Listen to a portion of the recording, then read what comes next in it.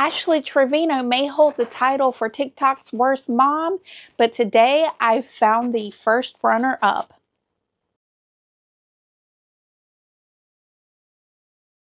Hey everybody, if you're new here, make sure you like and subscribe so you can stay up to date on all things internet drama and Ashley Trevino. And if you're a returning subscriber, make sure you click that notification bell so you never miss a video. In today's video, we're talking about the resilient Jenkins. Now, this family consists of a mom, a dad, and multiple kids. I don't even know if I can keep up with how many kids there actually are because she just keeps having more and more. So the resilient Jenkins family consists of the mom, Stephanie, the dad, Andrew, and I believe he had at least one, maybe two kids from a previous relationship. I'm pretty sure it's two, but one of them he doesn't really take care of. Stephanie had two, and then I believe they have two together right now. So if my girl math is right, that's maybe 6 kids.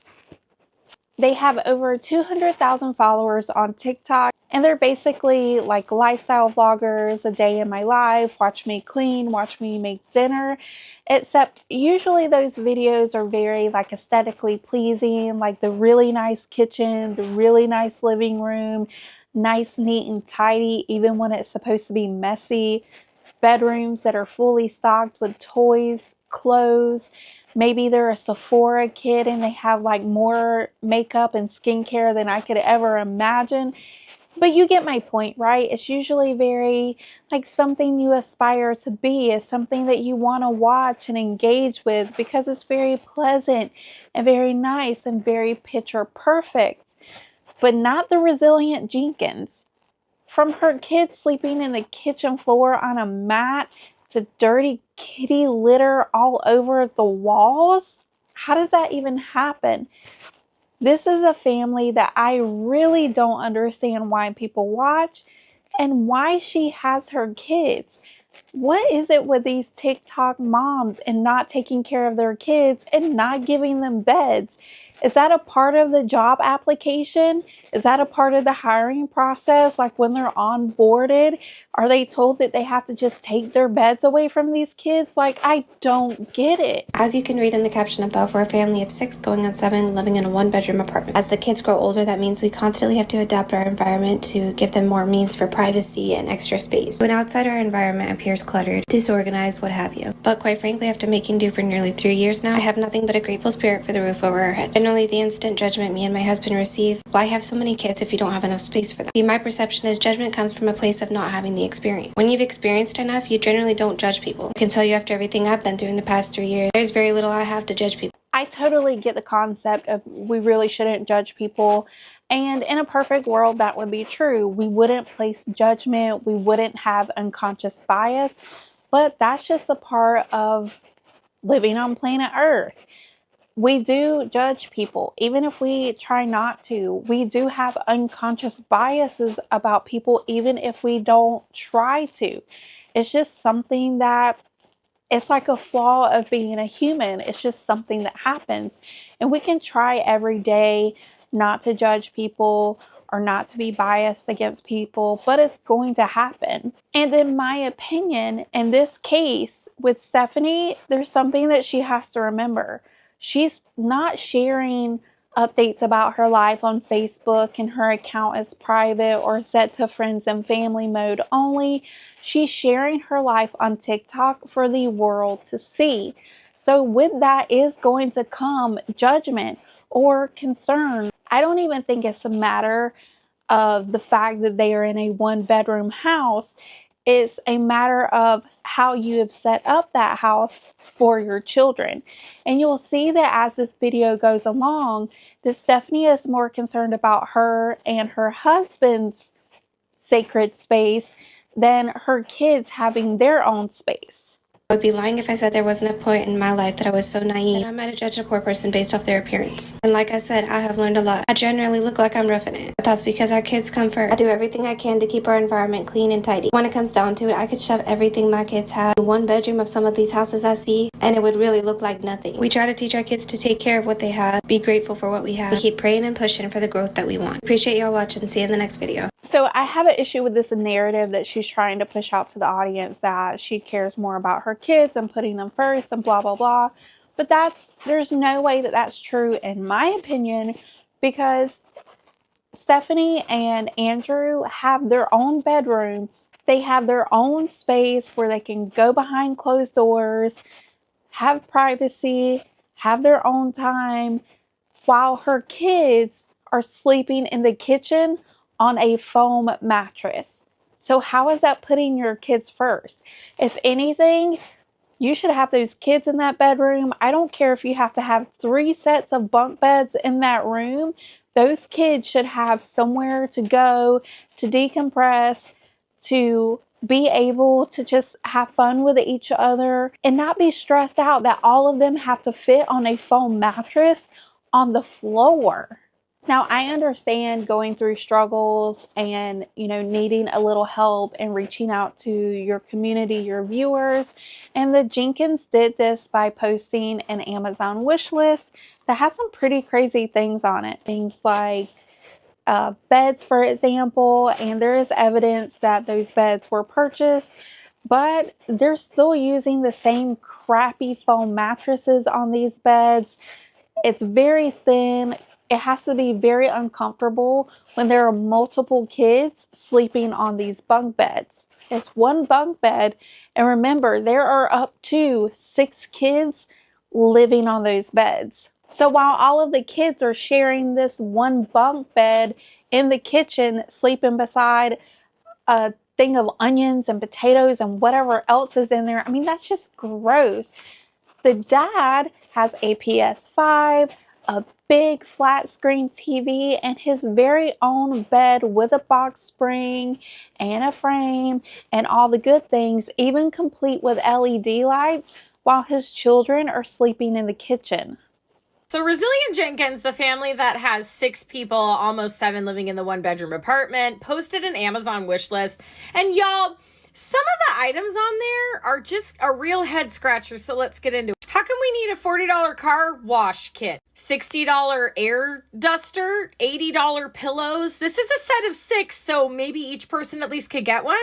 Tons of car cleaning stuff. And granted, there's lots of stuff on here that is normal stuff, like towels and sheets and that sort of, those sorts of things. Why do we need a $20 men's hairbrush? This sent me a $30 ring light, and somebody bought it for them. Somebody also bought them a door security bar. Somebody also bought them bunk beds. And I just want to point out that these bunk beds are $189. If you add up just the car care items, the ring light and the hairbrush, it's the same price as those beds. And to me, this just highlights what the real conversation is, that the priorities just seem to be all over the place. In this next clip, you're going to see where Stephanie is basically begging her viewers, saying that she doesn't understand why her kids haven't gone viral yet. Absolutely baffles me that my beautiful kiddos haven't gone viral yet. 2 years and counting, babies. We got this. Eventually, mama will make our dreams happen. So is it the kids' dreams to go viral, or is it your dream to go viral? There's no way you're going to convince me that these kids want to be filmed. And if they do want to be filmed as their parent, you should probably be having those conversations with them and letting them know that, hey, you're just a little kid. When you grow up, if you still want to be on social media, I'll do everything to support you and guide you. But right now, just enjoy being a kid. But again, that's just my opinion. She can do whatever she wants, but it doesn't mean that we have to support this. In this next clip, Stephanie is saying as long as you give her money, she can have more babies. Y'all, my hubby said that if I can take our account viral and change our financial situation, he'll hump away and give me as many babies as I want. So help a girl out and share. Follow and help my account so I can make this man a father of 7. I don't think he needs to be a father of 7, but that's just my own opinion. And of course, you can do whatever you want with your body, Stephanie. But I mean, come on. 7 kids plus you and Andrew in a 1-bedroom apartment? That just doesn't make sense. However you look at it, what you should be focused on, in my opinion, is getting a bigger place to stay and being able to provide a more sustainable life for your kids where it doesn't include you begging on TikTok every day. And there has been a major update to the Resilient Jenkins living situation. Make sure you stay to the end of the video because you are going to be surprised about what is going on with this family. In this next clip, you're going to get to hear Andrew, I think he's also known by Drew, respond to some of his followers, and I would even say supporters, about why he can't get a regular job. Now, the HVAC company, that's a whole nother story in and of itself, because he drove all over the place for that company. He was the one working the hardest for that company, and yet they would not increase his pay. They increased the pay of 3 of the other employees while he was working there. Now, Stephanie, how do you know he was the one working the hardest for that company? Were you there with him every day, or are you just going based off of what he says? And let's be honest, I've only known about the Resilient Jenkins for a little bit, and from what I know so far, there is no way he was the hardest working man at that company. In my opinion, allegedly.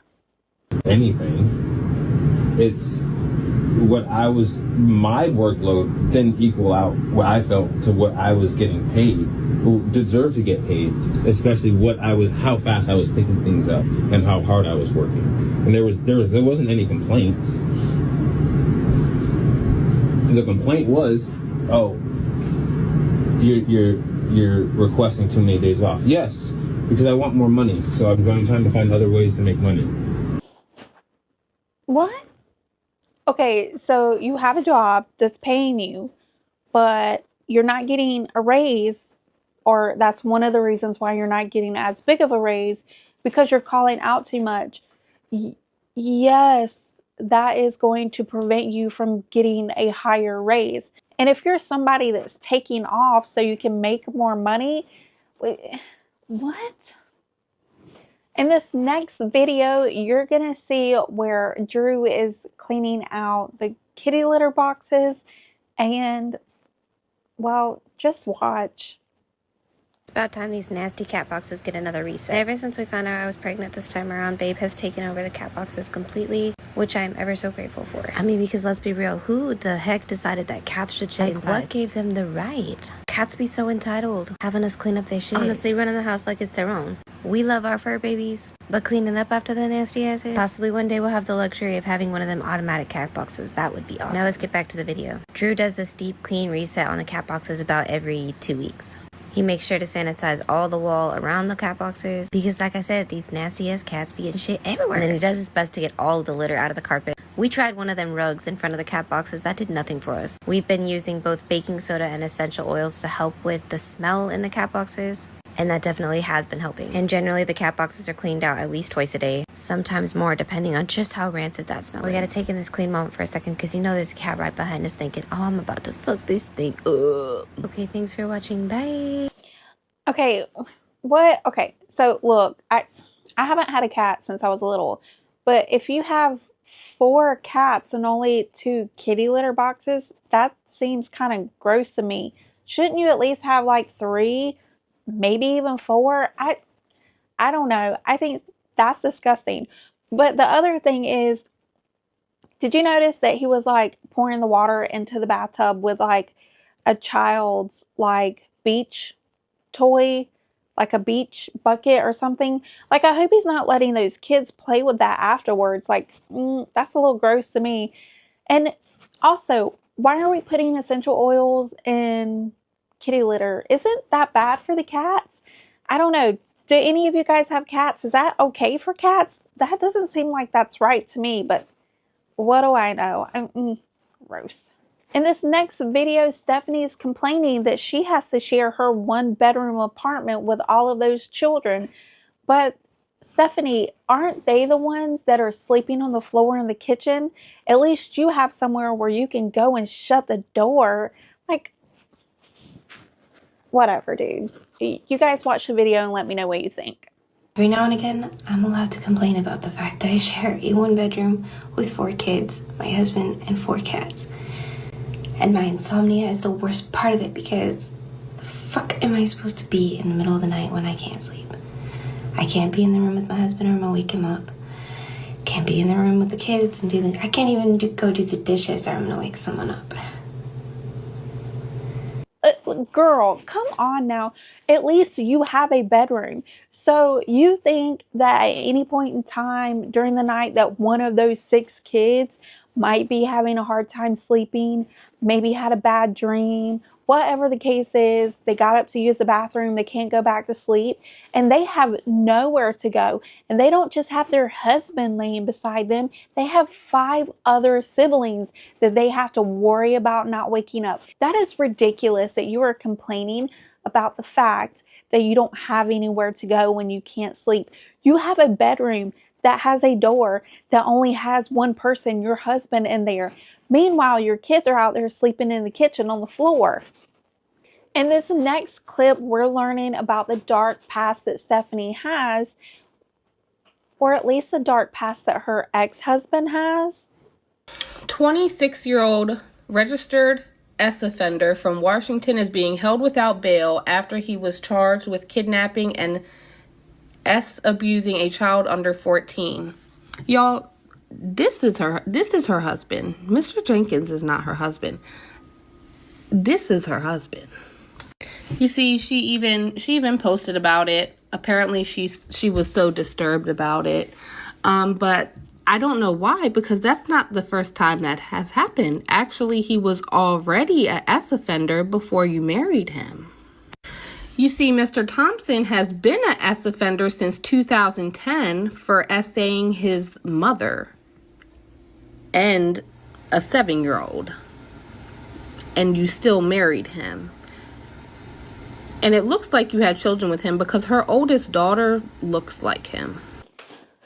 Now, I don't know if any of those kids are this guy's kids, but the fact that this man was charged with doing that to an adult, like an elderly lady, his mom, and then also a little baby, a little 7-year-old, is absolutely ridiculous. Look, guys, if you're in the dating phases, it doesn't cost very much to do a background check on somebody. Like, I highly recommend that because you never know what somebody has done in their past. And when it comes to little things that, people make mistakes and shit like that, okay, fine, whatever.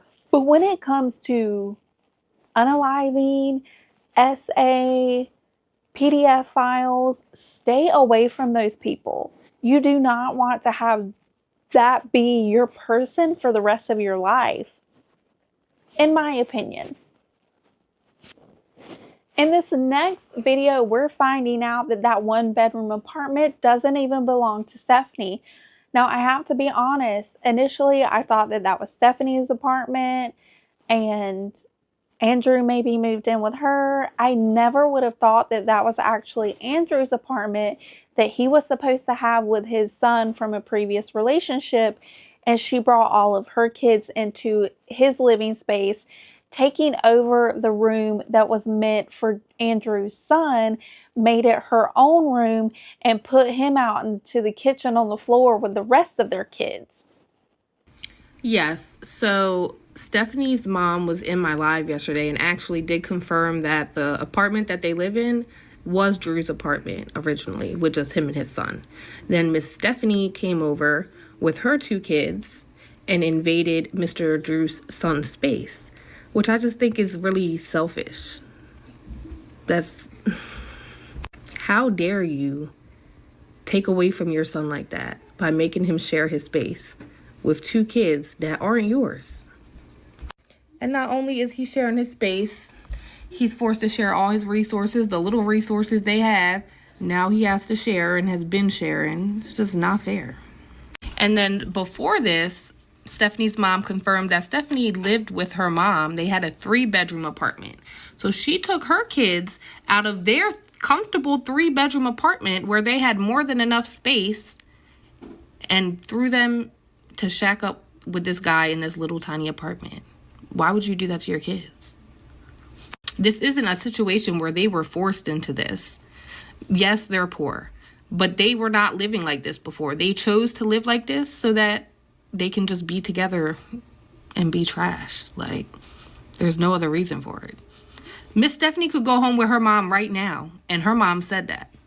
They are waiting for her with open arms. In this next clip, Stephanie's telling us that if we think she's going to raise her kids with gentle parenting, we've got her bent back sideways.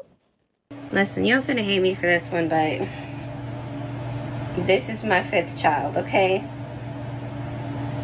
Gentle parenting don't do shit. I will not raise my kids with gentle parenting. You got me bent back sideways. So the caption for this video says, "We a blended multicultural houseboy raising our kids on them Southern ways and won't change my mind." So look, I am from the South. I am from the deep South. I am from Georgia. I grew up kind of close to Atlanta, and that has nothing to do with Southern ways. There are people from the South who do raise their kids with gentle parenting, and there are people from the South that don't. There are people from the South that have their kids out working the farms with them. Like, there's all kind of people that raise their kids in all kinds of different ways. So I don't know what kind of narrative she's trying to push or what kind of image she's trying to portray for Southerners, but girl, that ain't it. In this next clip, you're going to see that Stephanie has her baby, but she doesn't have it at home or in a hospital. She has it in a car. Our beautiful baby girl is here, and she made her memorable entrance in the car, just minutes away from the hospital. I knew going into labor I wanted to do things as natural as possible. I wanted to stay home for as much of the labor as I could, and that's exactly what ended up happening. We headed to the hospital, didn't quite make it there when she was born in the car.